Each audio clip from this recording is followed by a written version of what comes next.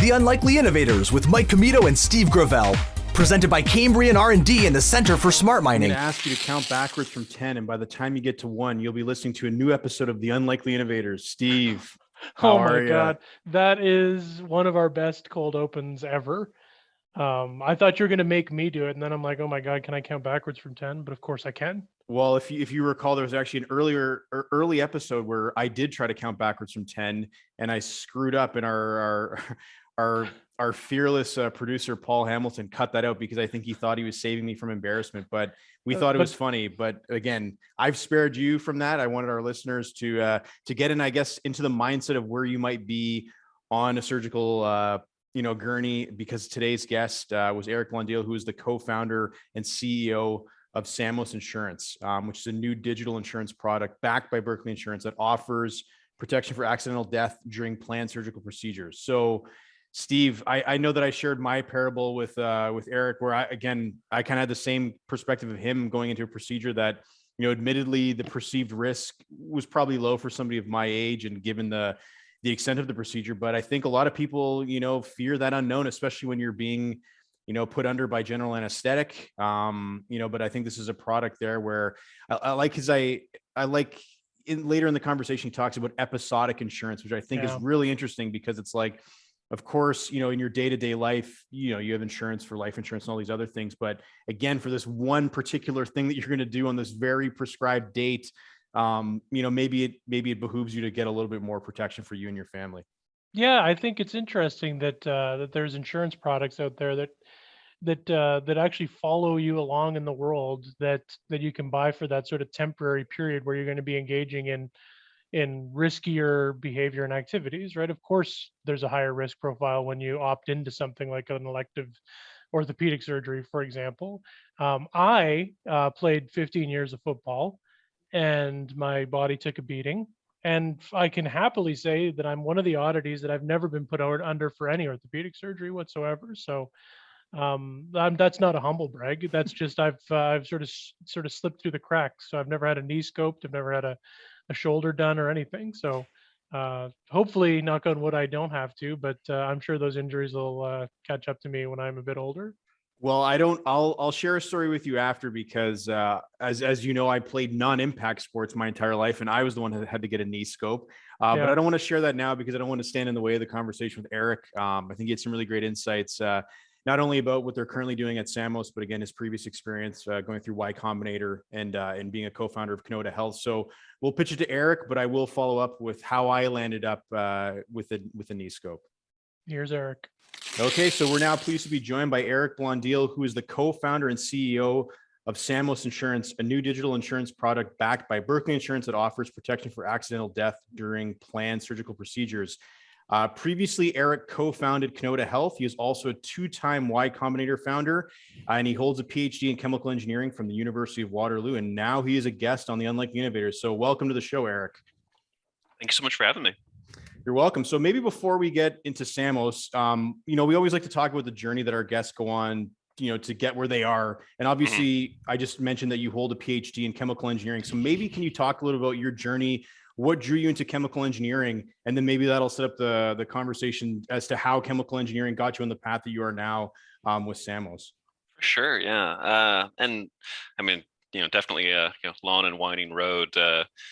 There's this webcomic that I love, Saturday Morning Breakfast Cereal, and they have this comic called The 11 Lifetimes, where the premise is that we all basically have enough time in our lives to do 11 diverse things if we want to, and I really subscribe to that idea, broadly speaking. So in terms of what led me towards chemical engineering, I think engineering broadly was something that I was interested in. I want to go to University of Waterloo. I'm from Calgary originally, and chemical engineering was just something that I was really attracted to at the time.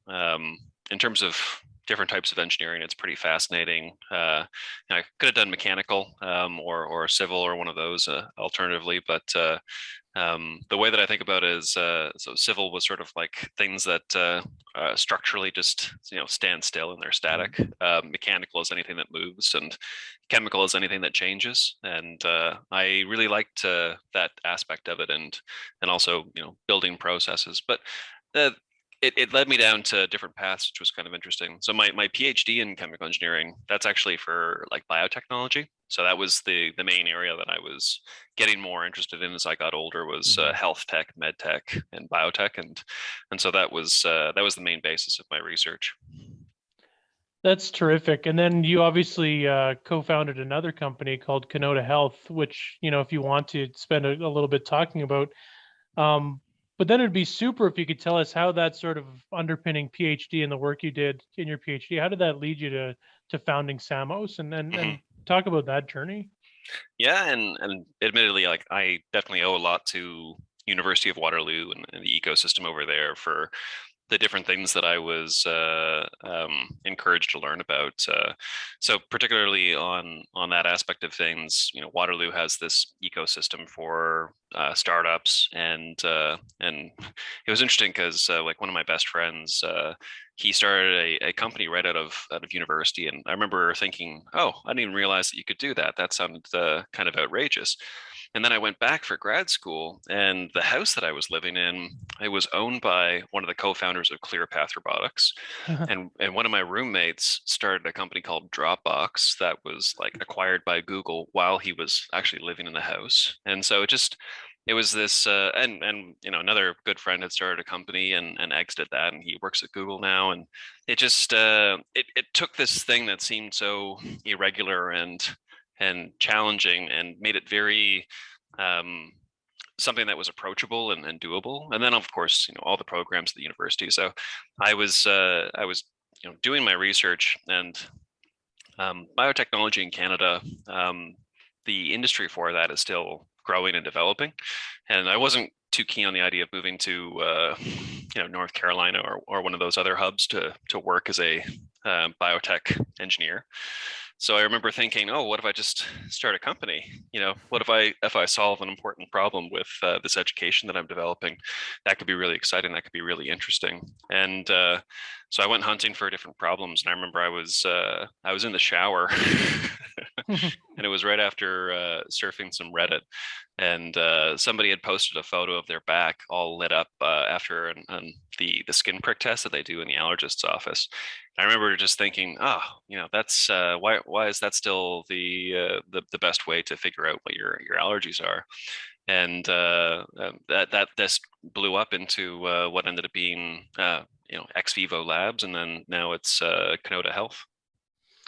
That's incredible. So, but then you take a totally what seems like a divergent path into medical insurance with your current venture. How did that happen? Yeah, that's actually a funny one too, because so I took a break from Commito, and like most people, I got my insurance through my employer. And so a few months after leaving Commito, I just so happened to need surgery. It was orthopedic surgery. I was going to be under full general anesthetic, and I remember I went in. You can imagine I'm gowned up. I'm actually sitting on the gurney at this point, and they haven't taken my phone away yet. And I realized, oh, I don't have any coverage. And I just bought a house with my wife like a few months previous to that, and I just thought, whoa, I'm being a little irresponsible here. And I start like looking up the statistics of like, what's the chance I'm going to die from this aspect of the surgery or that aspect of the surgery.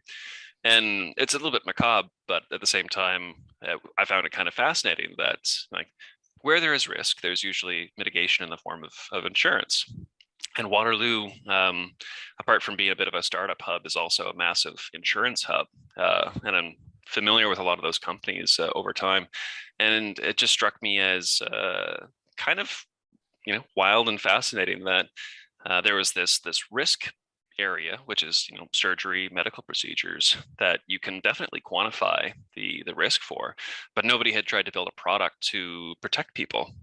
And not only that, but I learned subsequently that some of the conventional insurance policies that people get, especially through their employers, it'll have exclusions for surgery and medical procedures. So there's a history of this stuff not actually being included in people's coverage. So there was a gap in the marketplace that we could potentially fill. That's so interesting. It's like the convergence of med tech and fintech almost, right?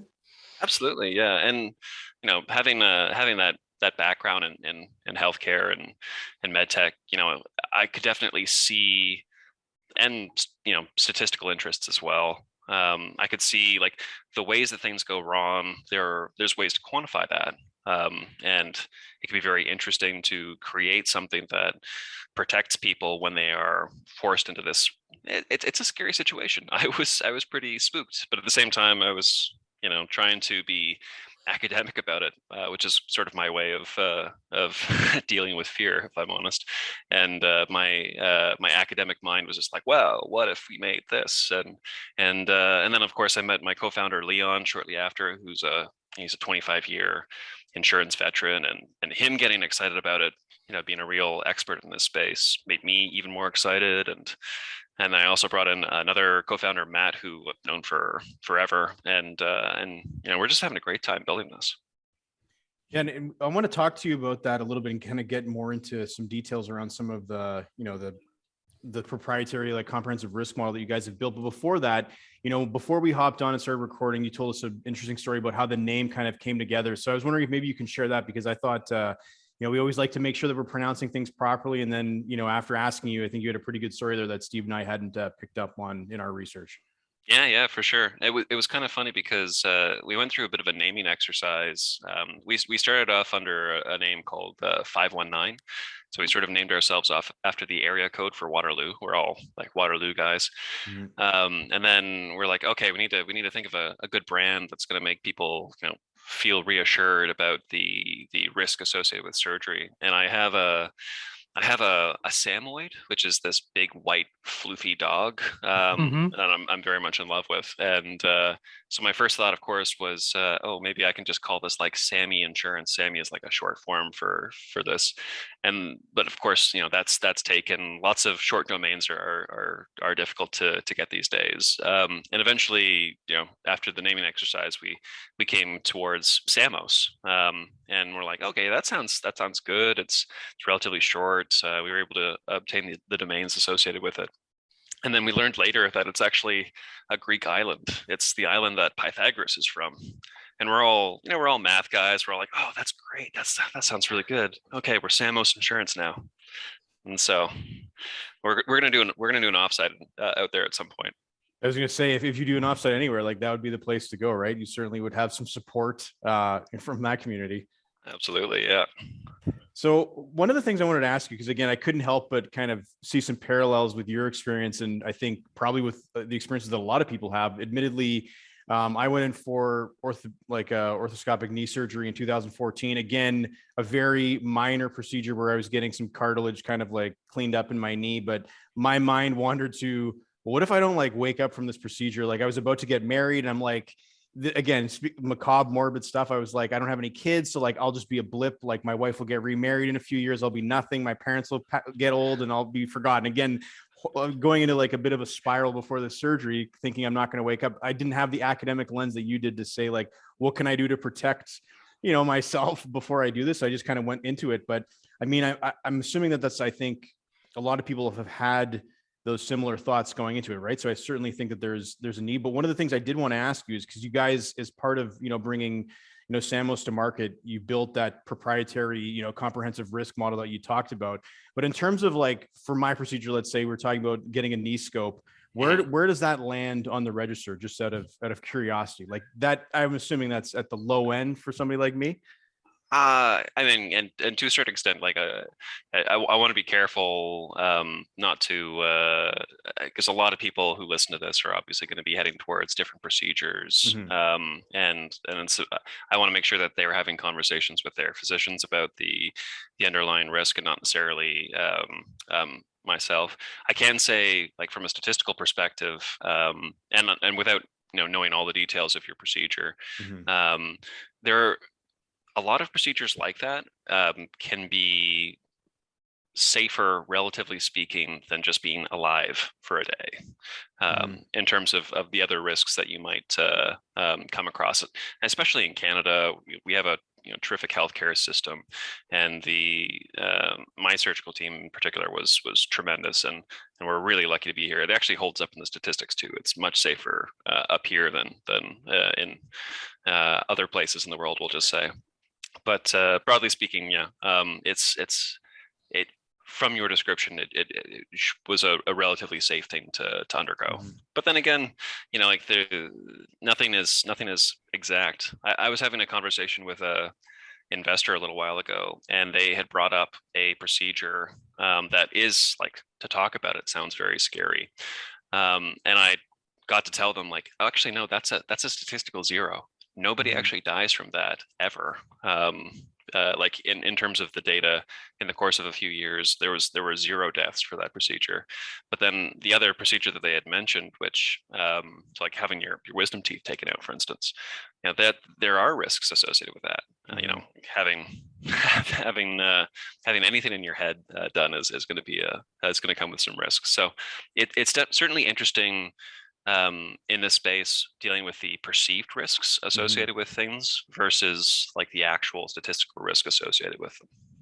Well, and I think, sorry, go Steve, ahead. just Go like the ahead, thing Mike. I was going to say is that obviously I think my perspective, if I would have had that surgery now, is different, because I think at that time I was just worried that I wasn't going to wake up. And, now 8 years later, I have 2 kids, right? So I think going into a procedure like that, I would be thinking about, okay, let's say something did go wrong. Are they going to be taken care of if something were, to go awry, right? So I think that's certainly where this would kind of come into play, because again, I was just thinking about my own legacy as a soon to be married, but like no dependents kind of guy. And now it's kind of like you have a family and you got to think about like what were to happen to me and all that stuff. So sorry, Steve, you can hop back in. No, just go to ahead, say, Eric, like, yeah. it's, we've definitely built this to kind of stack on top of any sort of coverage that people might have, because we want to make this affordable, accessible, and it's sort of like, if you were flying to Cuba, would you buy travel insurance? Probably. If you're going to go and have this procedure, why not get the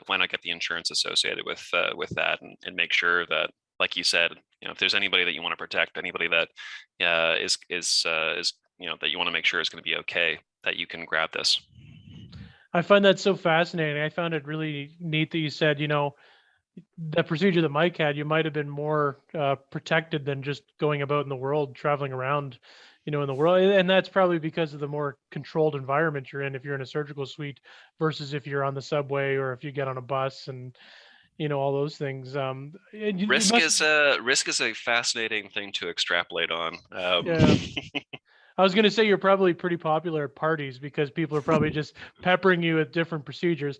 I'm going to do that. And again, this is under the blanket of that sort of disclaiming statement that you made. This is not, advice in any way, and none of us are medical practitioners. So I was going to ask you, when you think about your particular risk register that you've created, what are some of the sort of higher ranking ones, or maybe just even the type of surgery, not necessarily the procedure, if you wouldn't mind indulging my sort of like campfire curiosity? For sure. And like, the way that we've done this is by pooling risk from a wide range of procedures. Like, so the reason why this product is able to exist is because we have procedures that are relatively safe versus ones that are relatively riskier, and so everybody is effectively kind of protecting each other by by being in this pool.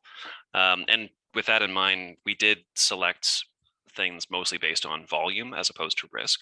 So we do cover quite a few procedures that are on the riskier side, and if you go to our website, you'll see the procedures that we cover, and you can imagine some of the ones that are going to be and sometimes perceived risk does line up with actual risk.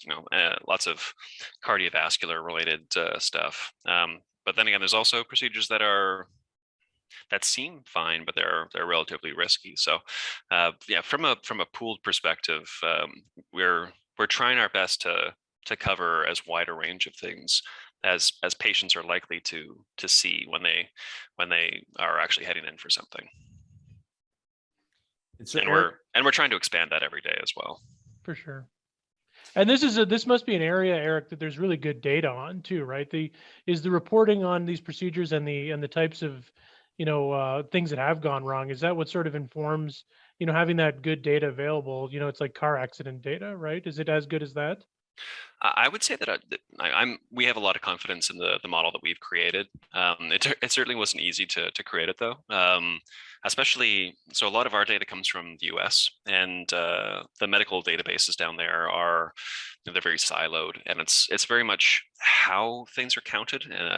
Can be it'll be in one database versus another, and you would think that a lot of it would just get collected together, but it's not. So that was one of the lucky things about having Matt as part of our company, my co-founder Matt Egerton. So he had come from Flatiron Health previously, which had looked at a lot of oncological, so cancer related data sets. And so he had a lot of background in going into these silo data sets, which are themselves, like, even the formatting of the data can be quite challenging to work with. In Canada, we have CIHI is pretty tremendous as a federal level body that pools all of the data from our various provincial healthcare systems. I would say to an extent is very powerful. Well, Eric, before we, because I do kind of want to go back to Commito Health, but before we do that, I think just maybe in terms, let's pretend like, to the listeners who are now like maybe interested in looking at this, and we talked about how like you kind of consider this as like an add-on to maybe existing, medical or life insurance policies that people have. How would it work if let's say you had a procedure lined up in, July? Can you maybe just walk us quickly through the steps as to what somebody would take in order to get themselves kind of set up for that? Absolutely. So if you had a procedure in July, you could go to samos.insure right now and click get a quote, and then fill in some very basic information about the procedure that you're having and your age. And those are actually the only two pieces of information that we need in order to write a policy. It's available in Ontario right now, hoping to make it available in other markets relatively soon here. But that's the long and short of it, honestly. Sounds pretty simple to me. That's great. But so I did mention I wanted to go back to Commito Health because I know that we'd mentioned, what kind of drew you into that, again, thinking that there must be an easier way to kind of figure out, to do those allergen tests. But, obviously the spaces might be a little bit different, but certainly I would think that in any role that you've had previously, you've been able to apply, what you did or learned there into your new role. So can you maybe talk a little about how you're able to take, some of the stuff that you did at Commito Health and apply it, to this new company, this new venture, this new sector you're currently in? Yeah. And Commito was definitely interesting. It's and Commito is still operating. They're doing quite well from my understanding. But so that was it was a hardware device. It was a point of care diagnostic that was created for the allergist's office. And so, a lot of the outreach to a group of medical professionals was definitely something that that crosses back to this company, because we're reaching out to all of these surgery professionals to get their take and hopefully get them as early adopters of what we're creating here.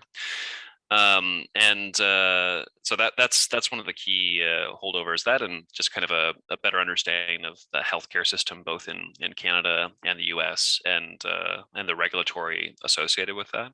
So that's definitely been a big asset. And it's nice to develop something that affects your personal life.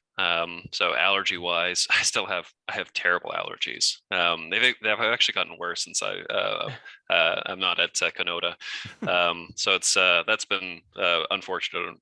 But being in a situation where you're not easily able to solve a healthcare related problem, that's definitely something that appeals to me as an entrepreneur. I hate feeling powerless when you're in those situations, and creating something that can make that a little bit easier is what's super important from my perspective. And so whether it was allergies and being able to get better answers about your own immune system, or in this case just being able to make sure that you can structure some kind of barrier around risk that you otherwise can't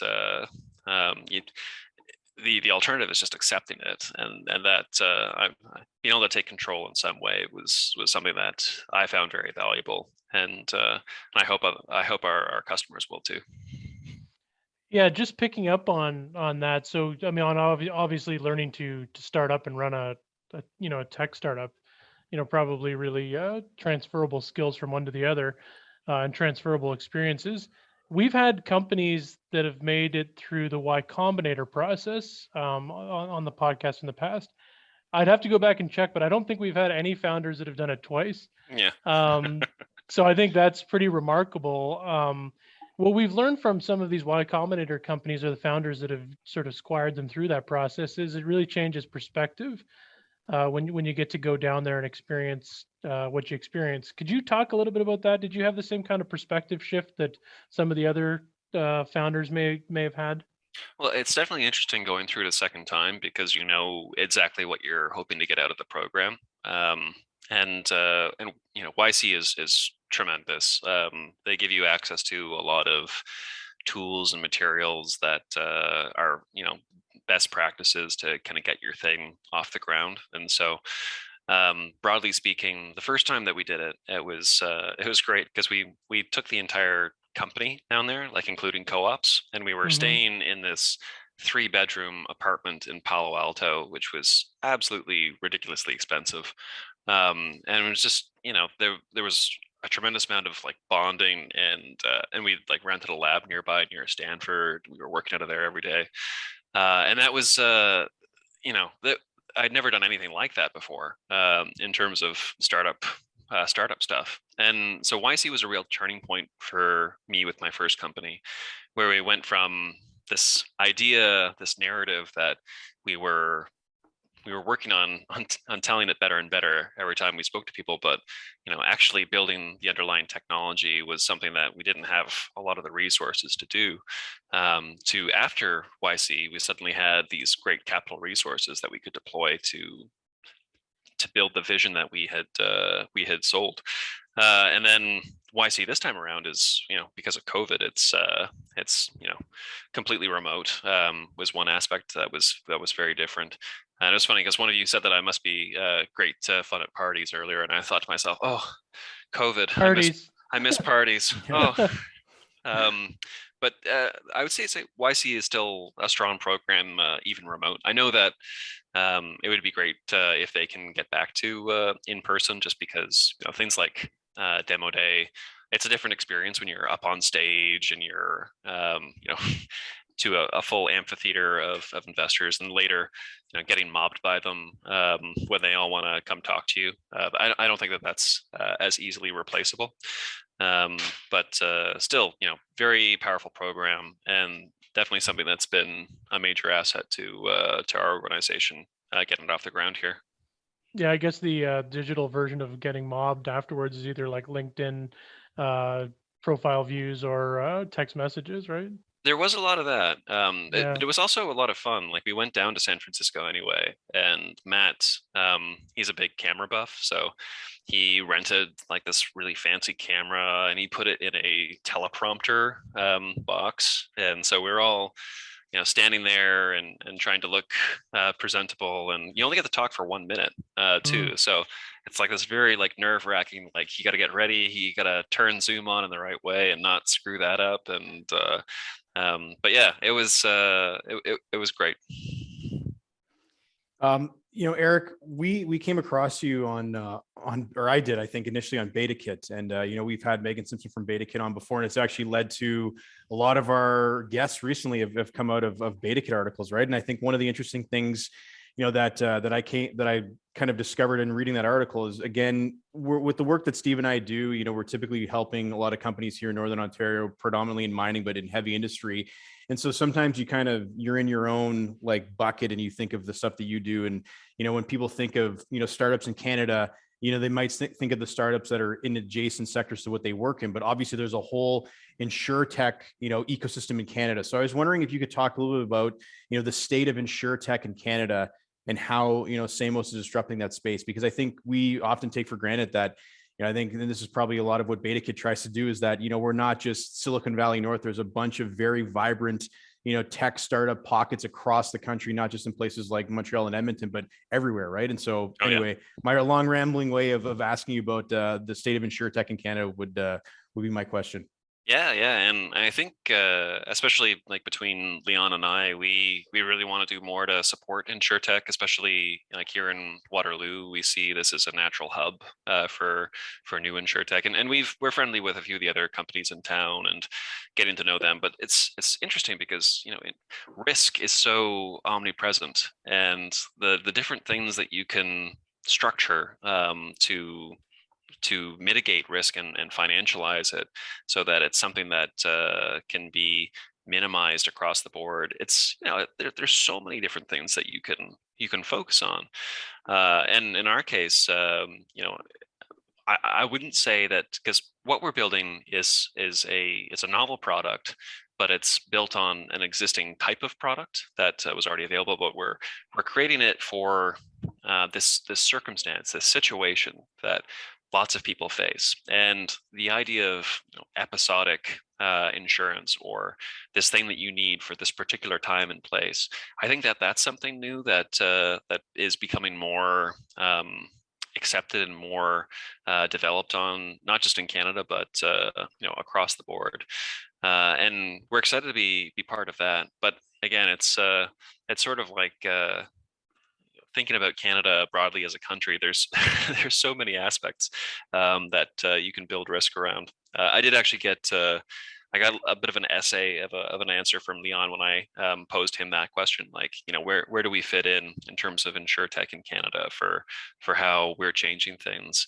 And so the obvious one is that we're a new product, but and we're focusing on this user experience, this brief insurable moment when people are heading into a scary situation, as opposed to necessarily trying to ask people to imagine a more abstract or nebulous sense of risk. This is very specific. 2 weeks from now, you are going to be in this place doing this thing, and there is uncertainty on your part for how that's going to go. And so I think that's the more innovative aspect for us. And then insurtech across Canada, we meet more companies every day that are in this space, and they're all doing something unique and something interesting. And I guess all I can say is it's super varied. There's no way to tie it all together.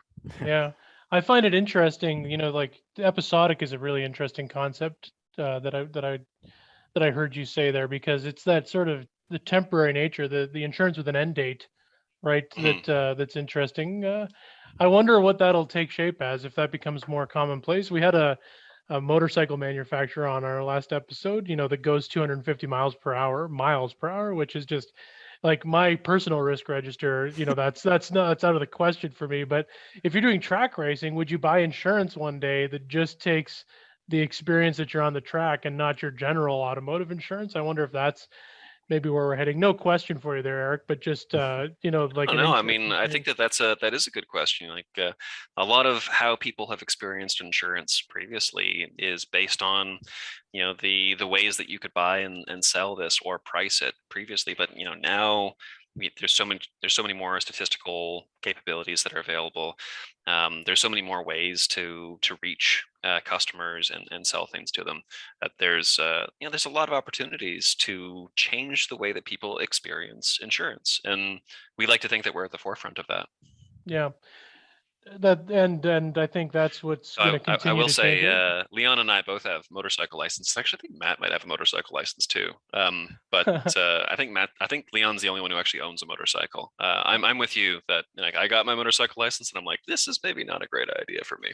Yeah, not that this is a commercial, but we had Dame Kwong on last week from Damon Motors. Yeah, and what they're doing with like these sort of user-focused approach to designing motorcycles, they're making them safer too. So there is an insurance sort of quality to it as well.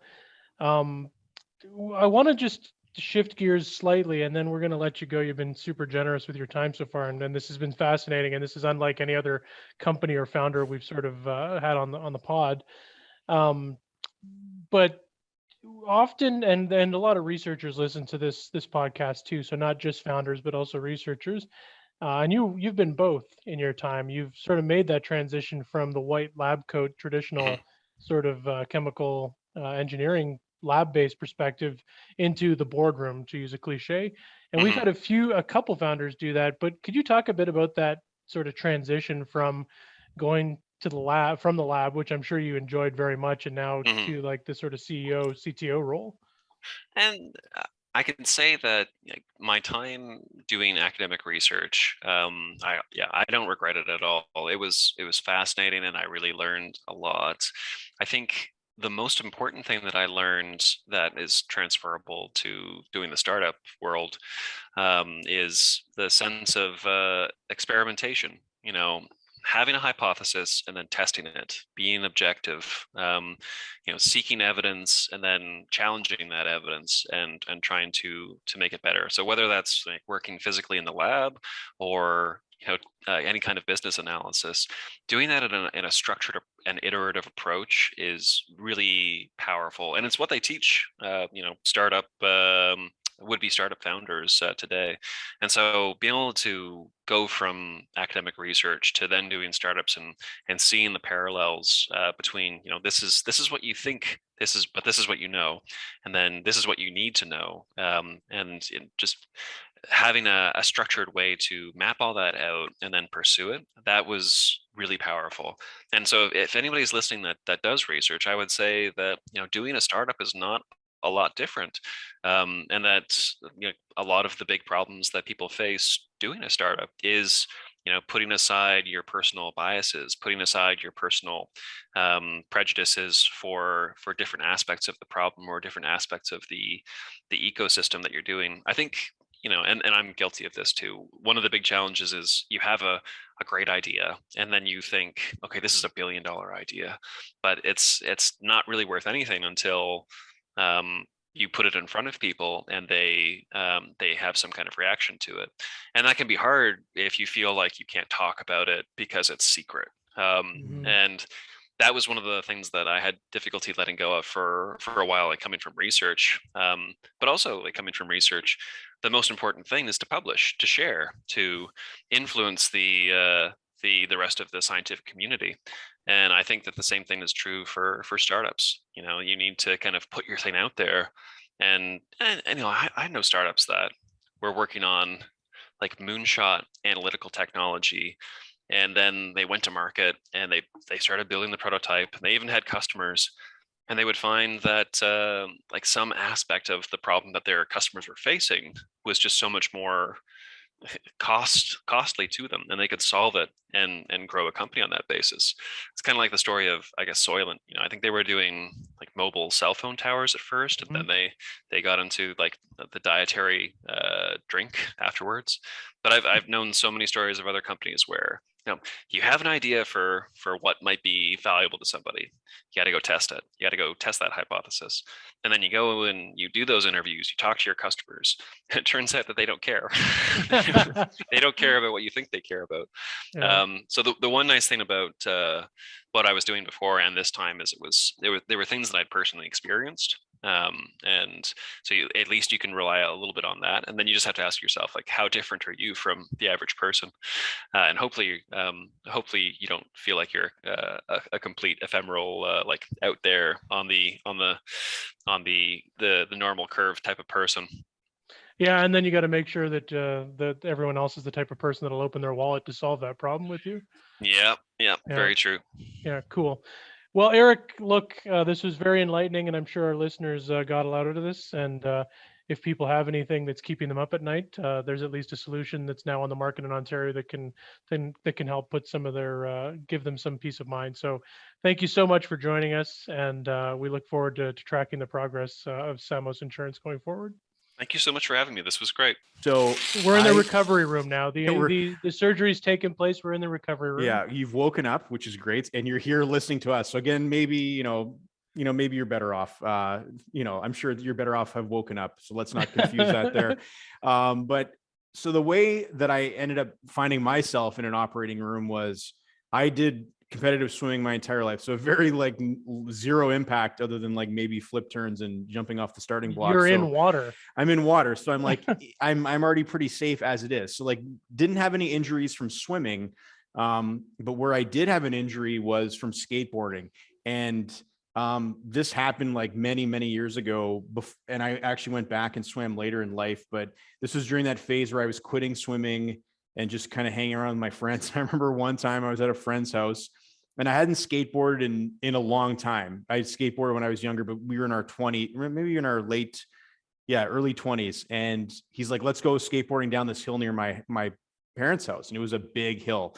And I had forgotten that, when you're on a skateboard and you're bombing a hill straight down, like you get the speed wobbles and you're probably going to fly off that board. And, these guys were carving down the hill and I just bombed it. And at that point, the speed wobbles kicked in and I basically just jumped off my board thinking I could probably just run down the hill. And unfortunately, as soon as my feet hit the pavement, I ate it. And I ate it pretty hard. And at that time, I didn't really think anything was bad. That the thing bad had happened. I knew that my knee was in not a good place, but like I was fine, walked it off, like nothing happened. And then like years later, like my knee would lock up and I would just be walking around and it would lock up. And I'm like, okay, this is pretty bad. Like I need to get this taken care of because I can't keep doing this, because I'd be in the library going to grab like a batch of microfilm reels and my knee would lock up and I'd have to like sit down. Hold on. Just so you know, he's married. I know that like it's pretty hot that he got some microfilm reels from the library. Yeah. But he's taken, ladies. Stay away. Yeah. Microfilm reels and the knee of maybe like a 65-year-old man. Like I think of Gerald Ford knee locking up and falling down. So anyway, this keeps going on, and I reach the final point where I have to actually get this looked at, because I went to the gym one day. I was at a conference out of town in Toronto. I went to a Good Life. And after my workout, I was pulling my pants on in the gym and I turned my leg one way and I tore my meniscus. I was going to say, I didn't know this stemmed from a skateboard injury. I had always heard the story that you tore your meniscus putting your pants on. Yeah. But I'm glad to know now that you're not so brittle that you just did it with your pants. It was from a long-standing injury. Yeah. So it definitely tracked back to many years later. And so like, I just remember this pain in my knee that I hadn't felt before, even with the knee locking up. And I'm like, oh man, like this is really bad. And then when I was at this conference, I was limping around because my knee was swollen. And I just thought like it was just I tweaked it. And then when I remember talking to somebody and I was explaining what happened, and it really dawned on me that something serious had happened when she said, oh man, I remember when I had ACL surgery last year. And I was like, oh no, we're talking about like ligaments and tendons and things like this. And that's when I knew.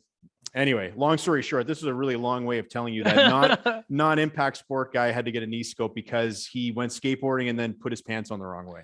Well, and now you're a weekly hockey player, in a men's league. So yeah, see, you're all good to go. It didn't stand in the way of my my successful hockey career. Yeah, exactly. No, that's great. Yeah, I think this is probably just the beginning of like a change in the insurance market to these kinds of episodic insurance products, and I think it's just great that we had someone so seasoned, through 2 rounds of Y Combinator and, has done a startup before. It's going to be interesting to see where Eric and team brings their product as they expand beyond Ontario. Can't wait to see.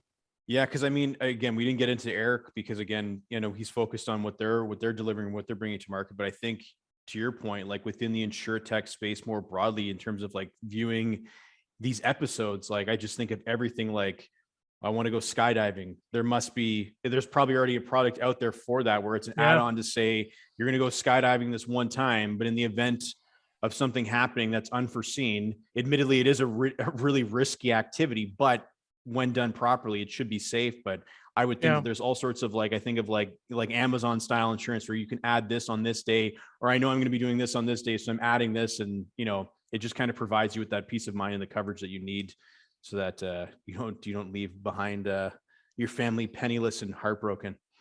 Yeah, and I think there should be something for driving on Sudbury roads this time of year, if you know what I'm saying. Little pothole joke to send you guys on your way. Although I'm not a dad, that's a dad joke, I feel. Well, I'm proud of you for that. So yeah, good. Anyway, I hope you guys enjoyed the conversation with Eric Blondeel, and we'll see you guys next time. The Unlikely Innovators with Mike Commito and Steve Gravel, presented by Cambrian R&D and the Center for Smart Mining.